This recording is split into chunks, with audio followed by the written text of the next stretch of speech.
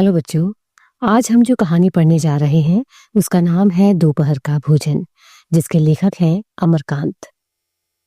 ये कहानी गरीबी से जूझते एक निम्न मध्य वर्गीय शहरी परिवार की कहानी है, यानी लोअर मिडिल क्लास फैमिली की कहानी, जो रहते तो शहर में थे लेकिन बहुत ही मुश्किल से अपना गुजारा कर पा रहे थे।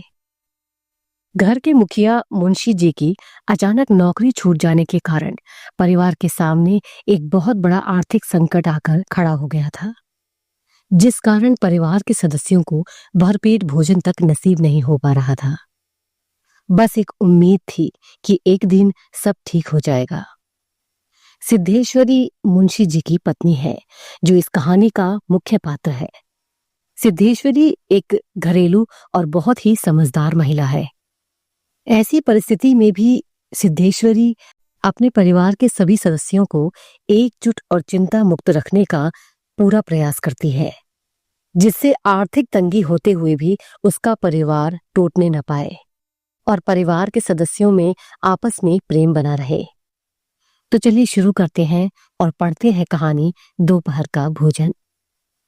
परिवार में मुंशी जी और उनकी पत्नी सिद्धेश्वरी के अलावा उनके 3 बेटे थे, जिनमें 21 साल का बड़ा बेटा रामचंद्र, 18 साल का बीच वाला यानी दूसरा बेटा मोहन और सबसे छोटा 6 साल का बेटा प्रमोद था।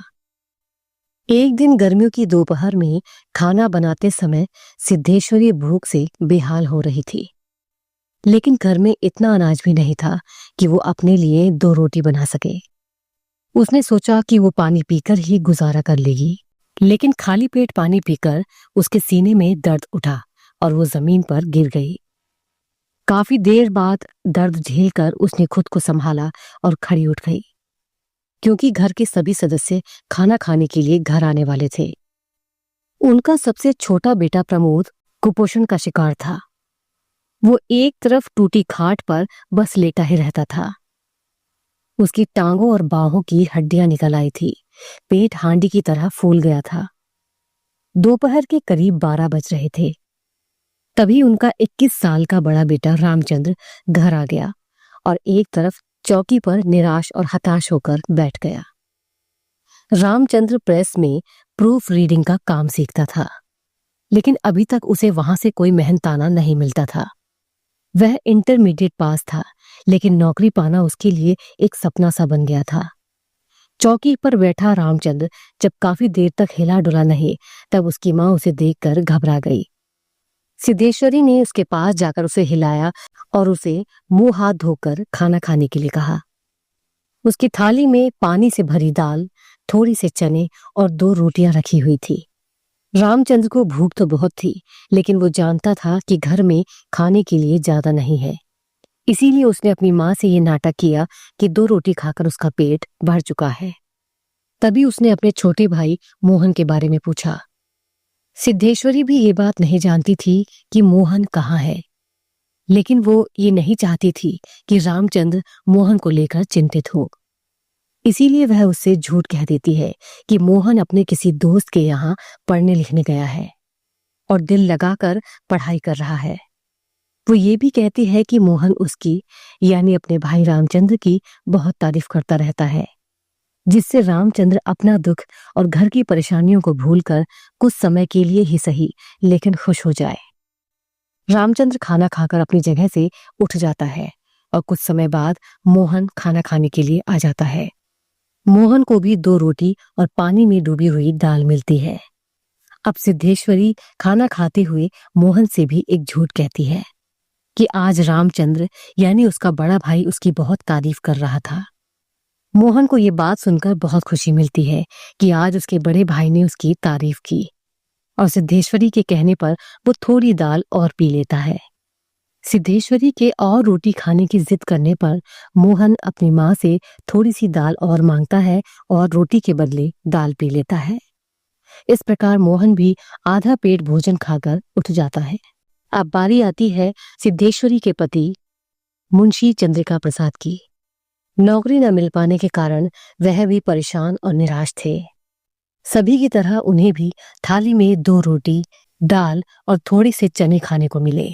मुंशी जी जहाँ काम करते थे, 6 महीने पहले ही उनकी वहां से छटनी हो चुकी थी और आजकल वह भी बेकार थे। यानी उनके पास करने के लिए कोई काम नहीं था, जिससे आय का साधन भी नहीं हो पा रहा था। सिद्धेश्वरी उन्हें बड़े प्यार से खाना खिलाती है और वह उन्हें और रोटी खाने के लिए भी पूछती है। लेकिन मुंशी जी जानते थे कि रसोई में और भोजन नहीं है, इसीलिए सिद्धेश्वरी के जोर करने के बावजूद भी वो 2 से अधिक रोटी नहीं खाते और उसके बदले में वह गुड़ का शरबत बनवा कर पीते हैं। सिद्धेश्वरी ने मुंशी जी को परेशान देखकर उनके सामने बड़े बेटे रामचंद्र की तारीफ की। उसने कहा कि उनका बड़ा बेटा रामचंद्र अपने पिता को देवता के समान मानता है। उसे अपने परिवार की बहुत फिक्र है और बहुत जल्दी ही उसकी नौकरी भी लग जाएगी। ये बात सुनकर मुंशी जी खुश हो जाते हैं और आराम से खाट पर सो जाते हैं, मानो जैसे उनकी नौकरी छूटी ही नहीं हो। मुंशी जी को खाना खिलाकर जब सिद्धेश्वरी खुद खाना खाने बैठी तो उसके लिए थोड़ी सी दाल, बची कुची चने की तरकारी, एक मोटी और जली हुई रोटी रखी थी। उसने जैसे ही अपने मुंह में रोटी का एक टुकड़ा डाला, तभी उसे अपने बीमार बेटे प्रमोद की याद आ गई, जो एक तरफ खाट पर सोया हुआ था और उसमें से भी वो आधी रोटी अपने बेटे प्रमोद के लिए रख देती है। खाना खाते हुए उसकी आंखों में आंसू आ रहे थे। चारों ओर घर में मक्खियां भिनभिना रही थी और मुंशी जी निश्चिंत होकर ऐसे सो रहे थे जैसे शाम को उनको काम की तलाश में जाना ही ना हो। सिद्धेश्वरी की आंख से गिरते आंसू उसकी मजबूरी, उसकी विवशता को बयां कर रहे थे कि वो अपने परिवार के लिए कुछ नहीं कर पा रही थी और न उन्हें भरपेट भोजन खिला पा रही थी। सिद्धेश्वरी एक ऐसी महिला थी जो अपनी भूख को छिपाकर अपने परिवार को खुश रखने का प्रयास कर रही थी, जबकि उसका पूरा परिवार आर्थिक तंगी से जूझ रहा था। इस कहानी से ये सीखने को मिलता है कि गरीबी में भी प्रेम, धैर्य और त्याग की भावना से जीवन को जिया जा सकता है।